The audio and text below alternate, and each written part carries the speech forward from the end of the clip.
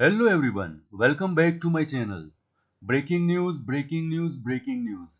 આજે આપણે ધોરણ 9 અને 11માં પેપર સ્ટાઇલમાં જે ધરખમ ફેરફાર થયો છે એના વિશે વાત કરીશું. તો શરૂ કરીએ આજનો આ વિડીયો. વિદ્યાર્થી મિત્રો, અહીંયા તમે જોઈ શકો છો કે શૈક્ષણિક વર્ષ 2024 અને 25 છે.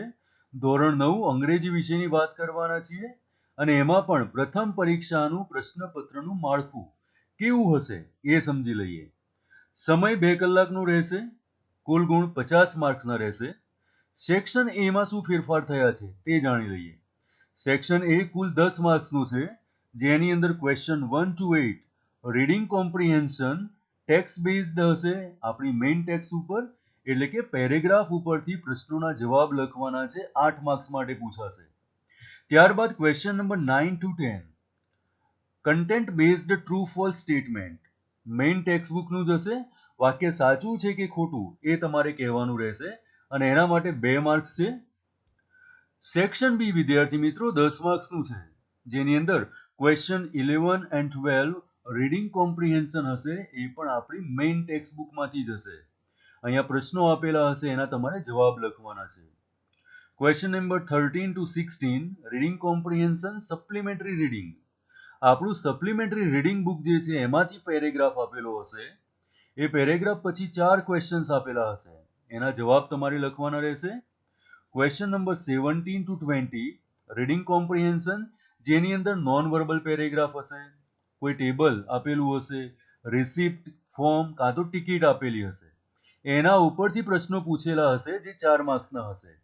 આ જે ડેટા આપેલો હશે એને જોઈને તમારે આ પ્રશ્નોના જવાબ લખવાના રહેશે. સેક્શન સી 10 માર્ક્સનું રહેશે. Question 21 to 23 identify the function.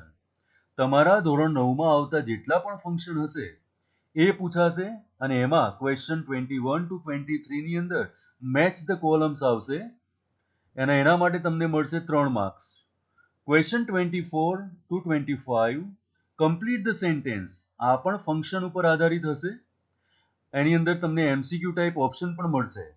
વાક્યને કમ્પ્લીટ કરવાનું રહેશે.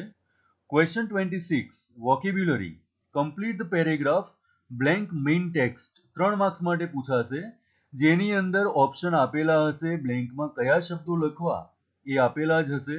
ટેક્સ્ટ બુકનો જ પેરેગ્રાફ હશે અને ખાલી જગ્યાઓ પૂરી કરવાની છે.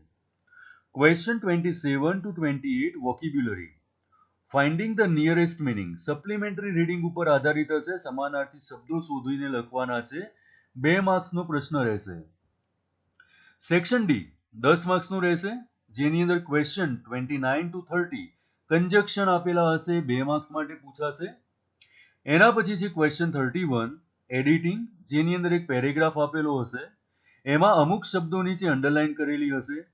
એ અંડરલાઈન કરેલા શબ્દોમાં સાચો જવાબ કયો છે એ શોધીને લખવાનું છે. ઓબ્જેક્ટિવ ટાઈપ આ ક્વેશ્ચન હશે. 3 માર્ક્સ માટે પૂછાશે.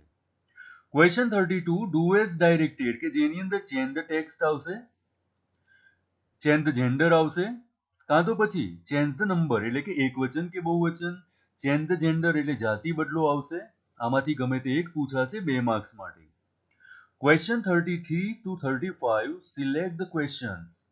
અંડરલાઈન કરેલા ભાગ માટે પ્રશ્ન પૂછવાનો છે. એમસીક્યુ ટાઈપ આ સેક્શન હશે, જે 3 માર્ક્સ માટે પૂછાશે. સેક્શન ઈ પણ 10 માર્ક્સનું રહેશે વિદ્યાર્થી મિત્રો.